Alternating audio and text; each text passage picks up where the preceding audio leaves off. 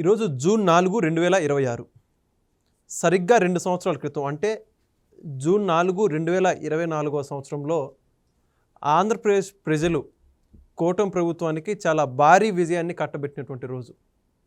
అయితే ఈరోజు ఈ 2 సంవత్సరాలు ఏదైతే కూటమి ప్రజలు అప్పగించారో అధికారాన్ని, దాన్ని ప్రభుత్వం నిలబెట్టుకుంటుందా లేదా, లేకపోతే ఒకసారి ఆనాటి పరిస్థితులన్నీ కూడా జ్ఞాపకం చేసుకోవడం ప్రయత్నం చేద్దాం. మనతో ఉన్నారు సీనియర్ జర్నలిస్ట్ డివి శ్రీనివాస్ గారు. సార్ నమస్కారం అండి. నమస్తే సార్, ఆంధ్రప్రదేశ్ ప్రజలు మాత్రం జూన్ 4, 2024ని మర్చిపోలేము. అదొక చారిత్రాత్మకమైనటువంటి రోజు అని చెప్పేసి ఈరోజు అందరూ జ్ఞాపకం చేసుకుంటున్నారు. కారణం ఏంటంటే ఆ రోజు ఆంధ్రప్రదేశ్ సాధారణ ఎన్నికల ఫలితాలు వెలువడినటువంటి రోజు. ఎప్పుడో దాదాపు మే 13న ఎన్నికలు అయిపోవడం, రిజల్ట్స్ కోసం జూన్ 4 దాకా ఎదురు చూస్తూ చాలా గ్రాండ్ విక్టరీ అనే చెప్పుకోవాలి కూటమి ప్రభుత్వానికి. మరి ఇప్పుడు ప్రజలు ఇచ్చినటువంటి ఆ కూటమి ఏదైతే అధికారం ఉందో దాన్ని కూటమి ప్రభుత్వం ఇప్పుడు నిలబెట్టుకుందా లేదా అంటే ఏమంటారు మీరు అసలు? అంటే భారతదేశంలో నాకు తెలిసి 2 చారిత్రక దినాలు. ఆగస్టు 15 స్వాతంత్ర దినం, జనవరి 26 గణతంత్ర దినం, లేకపోతే అక్టోబర్ 2 గాంధీ జయంతి. ఈ 3 పండుగలు చేసుకుంటాం. ఇప్పుడు జూన్ 4 మీరంటోంది, వాటిని మించిన పండగ?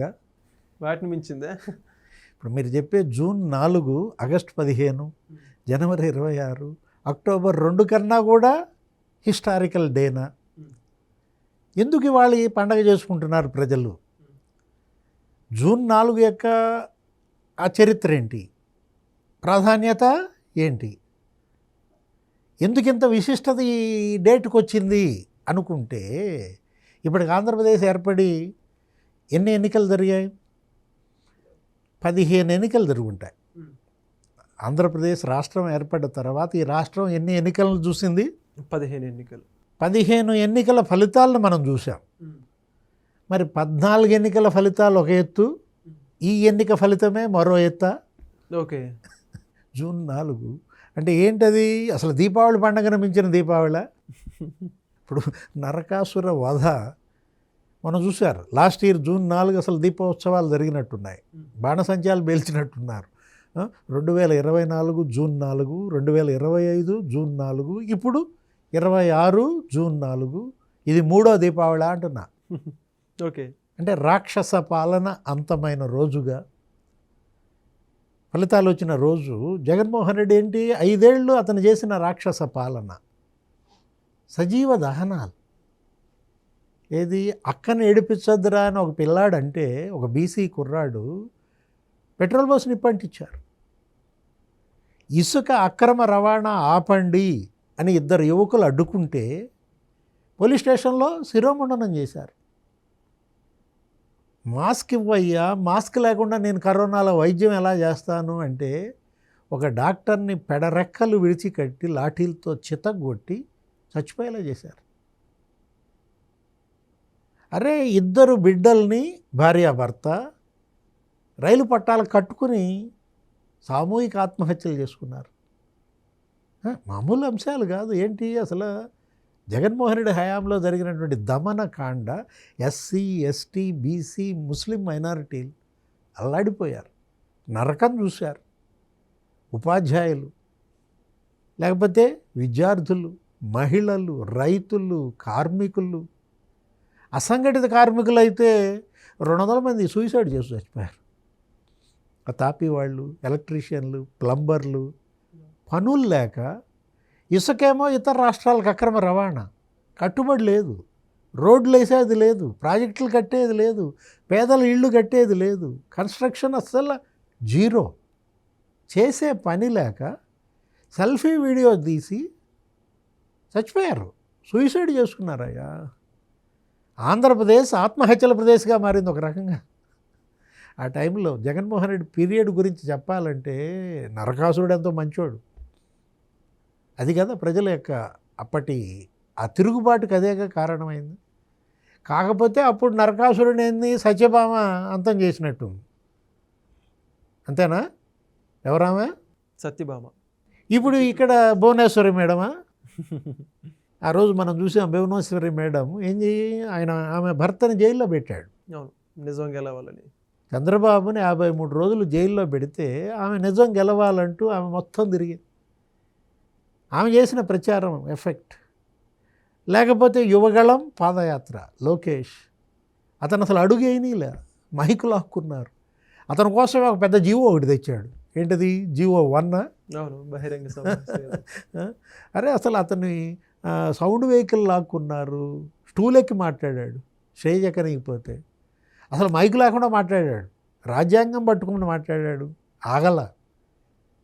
ఆ యువగళం పాదయాత్ర అసలు మనం చూసే ఒక ప్రభంజన యాత్రగా ఎలా మారింది, జగన్ ఎలా పతనం చేసింది. ఇక వారాహి యాత్ర గురించి నేను చెప్పవసరలా. పవన్ కళ్యాణ్ ఆ రోజు ఆయనతో ములాఖత్కి వెళ్తానంటే చంద్రబాబుని జైల్లో కలవటానికి వెళ్తుంటే రాష్ట్రంలోకి రానీలా. నువ్వెవడో నన్ను రాష్ట్రంలోకి రానిపోవటానికంటూ రోడ్డుకి అడ్డంగా పడుకున్నాడు. దండం పెట్టి తీసుకుపోయి చంద్రబాబుతో కలిపారు. అసలు అతను అనౌన్స్ చేద్దాం అనుకోలే, ఏది పొత్తుని.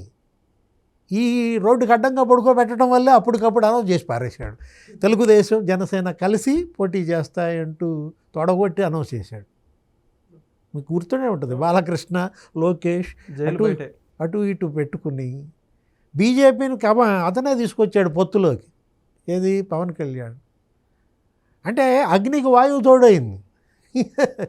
ఏది లోకేష్కి పవన్ కళ్యాణ్ తోడయ్యాడు. ఇక సత్యభామ మనం చూసాం, ఆమె ప్రచారం రాక్షస వధ, నరకాసుర వధ. అదే ఏది జూన్ 4 అంటే చెప్తున్నాను అనమాట. ఇప్పుడు 5 ఏళ్ళు జగన్మోహన్ రెడ్డి పరిపాలన, ఈ 2 ఏళ్ళు చంద్రబాబు పరిపాలన కంపేర్ చేసుకోండి.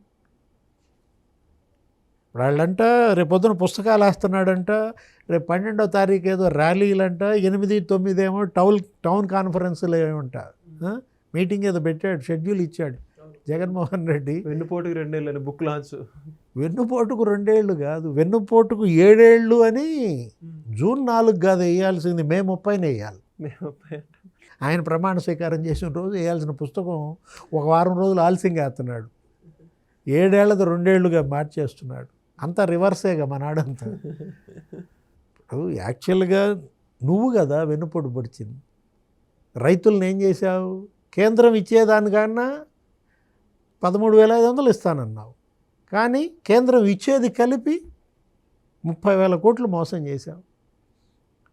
ఆ డ్రిప్ ఇరిగేషన్ సబ్సిడీ ఎత్తేసావు, ఇరిగేషన్ ప్రాజెక్టులు ముంచేశావు. పోలవరం, లేకపోతే అంద్రీనీవా, గాలేరు నగరి, అన్ని ప్రాజెక్టులు గేట్లు కొట్టుకుపోయాయి. కనీసం గేట్లకి గ్రీజు పెట్టే దిక్కు లేదు. సజీవ సమాధి అన్నమయ్య ప్రాజెక్ట్, 32 మంది అన్నమయ్య ప్రాజెక్ట్ కొట్టుకుపోతే సజీవ సమాధి చెందారు. దశల వారీ మధ్య నిషేధం చేస్తా, ఆడబిడ్డల్లారా అక్క చెల్లెళ్ళారా అన్నాడు. మద్య నిషేధం నరమేధం చేశాడు. దశల వారీ మద్య నిషేధం అని చెప్పి దశల వారీగా నరమేధం చేసుకుంటూ వచ్చాడు. విషం తాగిచ్చాడు జనంతో, విషానికి చక్కగా లేబుల్స్ అంటించాడు.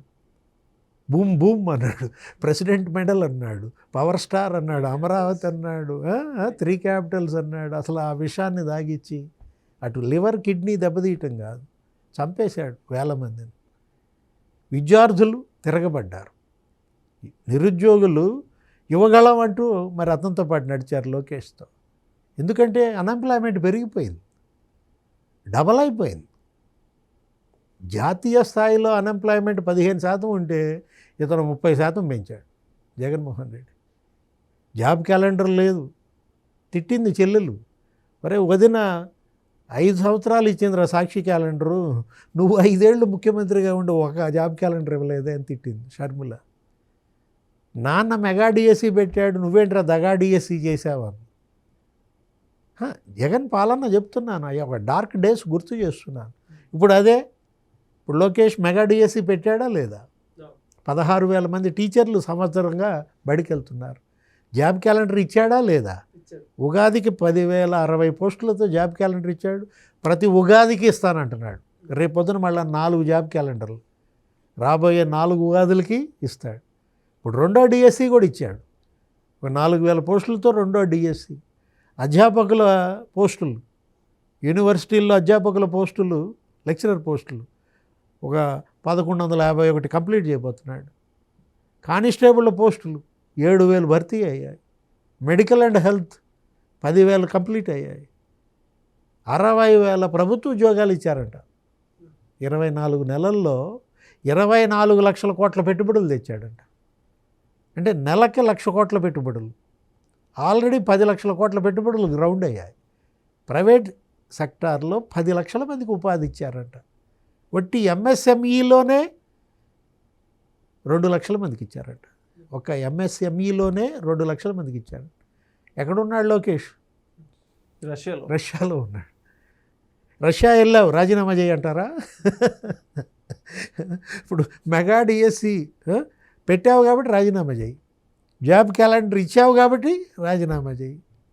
లోకేష్ రాజీనామా చేయాలి అని ఇప్పుడు వాళ్ళు అంటుంటే అసలు నవ్వాలో దేంతో నవ్వాలో ఏడవాలో అర్థం కాని పరిస్థితి.